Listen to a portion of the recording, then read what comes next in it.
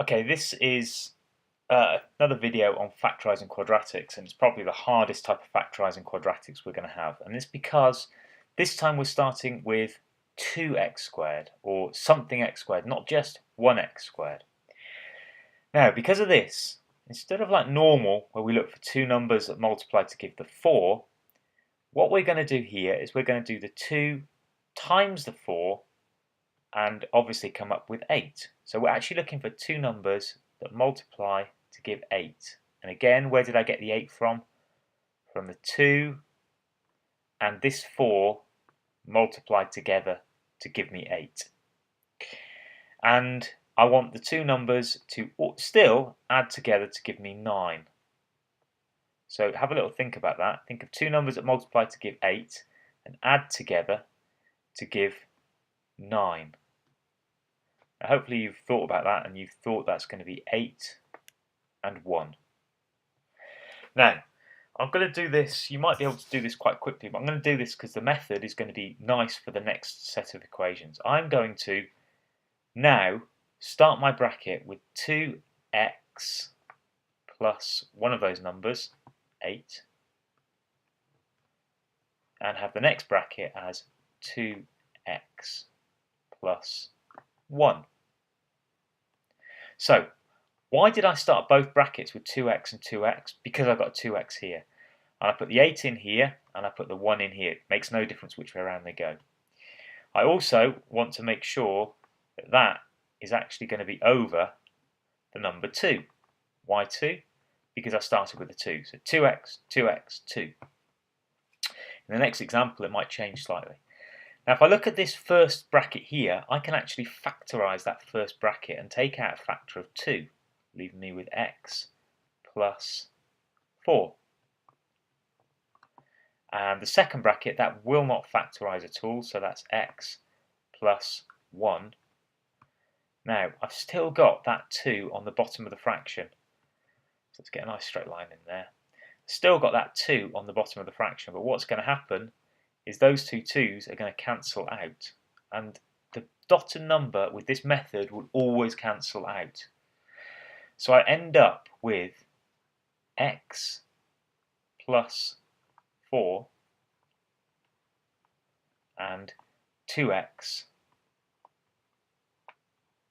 plus 1. And you can take your time now to multiply out that bracket and check that we get back to the beginning. Okay, let's have a look at the second one. This time it starts off with 3x plus 11x minus 20. So what I'm going to do is I'm going to multiply the 3 and, not 20, 3 and negative 20 together. So I'm looking for two numbers that multiply to give me negative 60. Okay, the 3 and the negative 20, and they still add together to give me 11.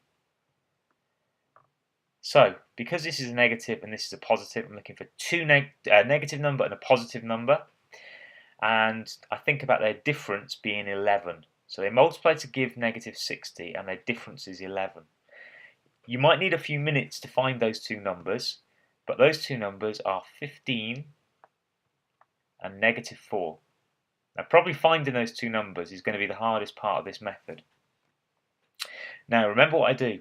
I do 3x minus one of these numbers. Let's start off with 4 because I put a minus in there.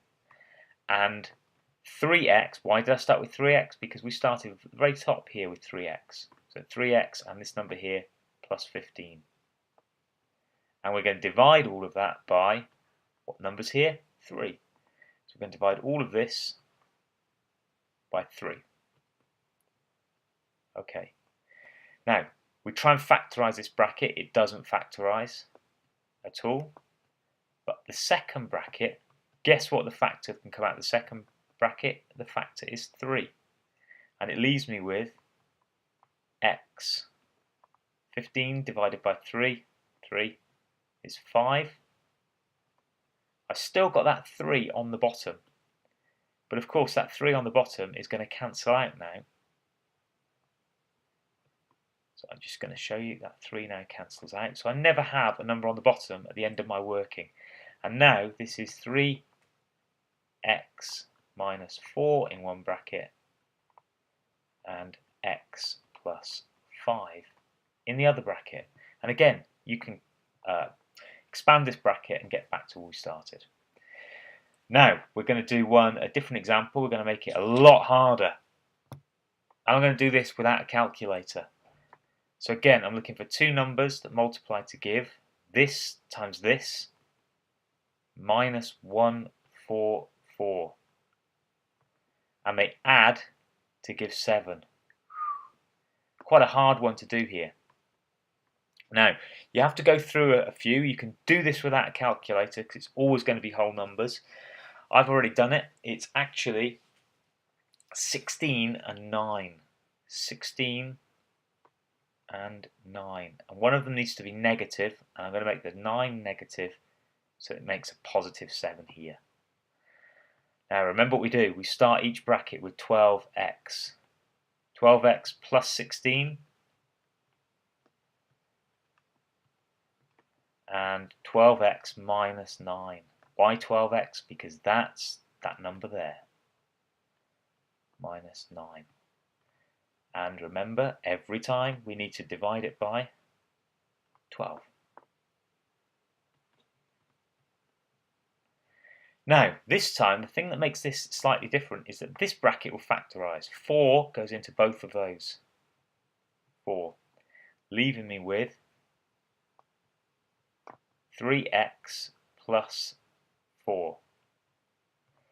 And this bracket factorises. There's a factor of 3 in both of those, leaving me with 4x minus 3. So I've got these two factors, 4 and 3. 12 on the bottom. Now I'm going to just rewrite 12. Guess what I'm going to rewrite 12 to? 4 times 3. And now that 4 cancels with that 4.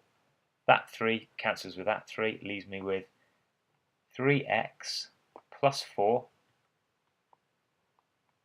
and 4x minus 3. Again, expand it, get back to where we started. So this one looks like a very complex equation, and if I just try and solve it by trial and error, it's going to take me quite a while to solve it. Okay, got 5 questions here to do. If you want to pause the video, when you unpause it, I'll have the answers for you. Beg your pardon. And there are the answers to each one. All factorised. You can double check by expanding them to get back to the beginning. If you can factorise all of these, you can probably factorise anything. There's never going to be a factorisation harder than these ones here.